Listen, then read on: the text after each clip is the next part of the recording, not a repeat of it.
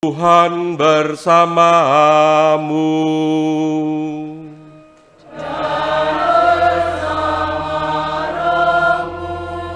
Inilah Injil suci menurut Santo Lukas.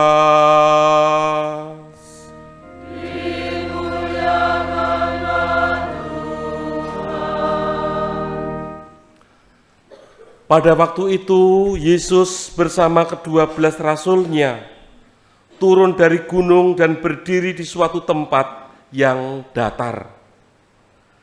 Di situ telah berkumpul banyak murid dan sejumlah besar orang yang datang dari seluruh Yudea, dari Yerusalem, dan dari daerah pantai Tirus dan Sidon. Yesus menengadah, memandang murid-muridnya, lalu berkata, "Berbahagialah, hai kamu yang miskin, karena kamulah yang empunya kerajaan Allah. Berbahagialah, hai kamu yang sekarang ini lapar, karena kamu akan dipuaskan. Berbahagialah, hai kamu yang sekarang ini menangis, karena kamu akan tertawa. Berbahagialah kamu jika karena Anak Manusia orang membenci kamu, dan jika mereka mengucilkan kamu dan mencela kamu, serta menolak namamu sebagai sesuatu yang jahat. Bersukacitalah pada waktu itu dan bergembiralah, sebab sesungguhnya upahmu besar di surga, karena secara demikian juga nenek moyang mereka telah memperlakukan para nabi. Tetapi celakalah kamu, hai kamu yang kaya, karena dalam kekayaanmu kamu telah memperoleh penghiburanmu. Celakalah kamu yang sekarang ini kenyang, karena kamu akan lapar. Celakalah kamu yang sekarang ini tertawa, karena kamu akan berduka cita dan menangis. Celakalah kamu jika semua orang memuji kamu, karena secara demikian juga nenek moyang mereka telah memperlakukan nabi-nabi palsu." Demikianlah sabda Tuhan.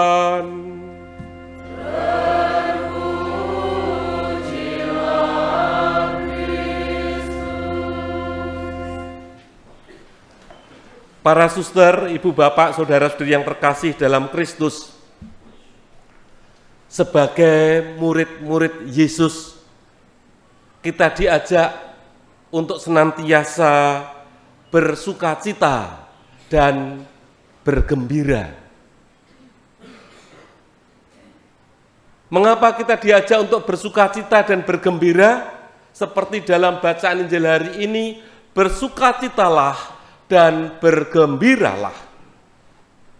Yang pertama, karena kita adalah orang-orang yang telah ditebus, orang-orang yang telah diselamatkan berkat sengsara, wafat, dan kebangkitan Kristus, seperti yang ditegaskan oleh Santo Paulus dalam surat kepada jemaat di Korintus yang kita dengarkan pada hari ini, bahwa kebangkitan Kristus itu menjadi jaminan bagi kita semua bahwa kita pun juga akan ikut serta dibangkitkan.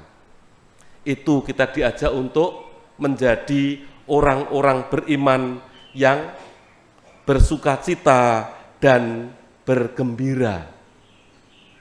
Bersukacitalah dan bergembiralah. Maka menjadi murid-murid Yesus Kristus, kita diajak supaya muka kita itu bukan muka yang masam, bukan muka yang muram, bukan muka yang sedih. Bahkan Bapak Suci Paus Fransiskus dalam anjuran apostolik Evangelii Gaudium menulis di situ, orang-orang Kristiani diajak untuk menjadi orang-orang yang senantiasa bergembira dan bersukacita. Jangan seperti orang yang baru pulang dari pemakaman.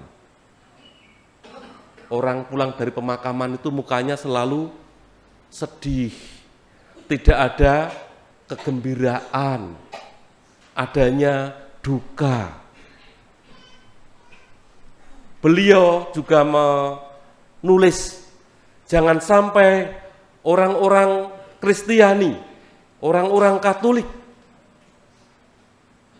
seperti orang yang hidup dalam masa prapaskah terus-menerus. Masa prapaskah, prihatin terus, tidak pernah mengalami yang namanya kebangkitan. Maka mari kita bersukacita dan bergembira di dalam hidup kita ini, karena kita adalah orang-orang yang telah diselamatkan, kita adalah orang-orang yang telah ditebus. Lalu yang kedua, syaratnya apa untuk senantiasa bersukacita dan bergembira? Itu ada dalam bacaan pertama dan juga dalam bacaan Injil.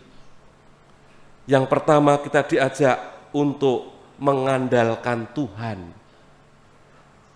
Nabi Yeremia jelas menyampaikan sabda Tuhan, terkutuklah orang yang mengandalkan manusia, yang mengandalkan kekuatannya sendiri, dan hatinya menjauh daripada Tuhan.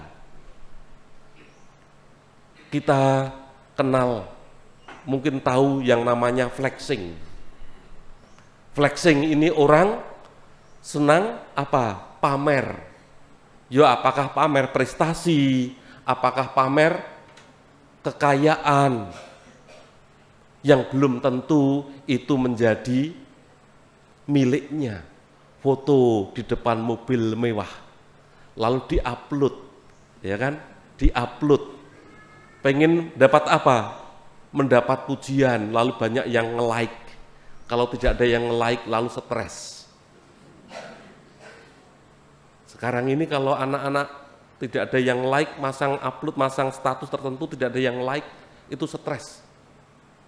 Pengennya seperti itu. Seakan-akan kebahagiaan, sukacita itu ketika bisa foto di depan mobil yang mewah. Seakan-akan sukacita dan kebahagiaan itu ketika bisa kuliner, makan yang enak-enak. Itu semua menjadi kolesterol. Seakan-akan itu yang menjadi ukuran bahagia. Tetapi Yeremia mengingatkan kepada kita semua, diberkatilah orang yang mengandalkan Tuhan, yang menaruh harapannya pada Tuhan.